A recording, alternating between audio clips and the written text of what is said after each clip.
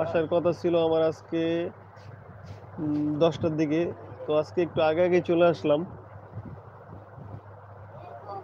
দেখি আজকে আড্ডা হবে আপনাদের সাথে ইনশাল্লাহ।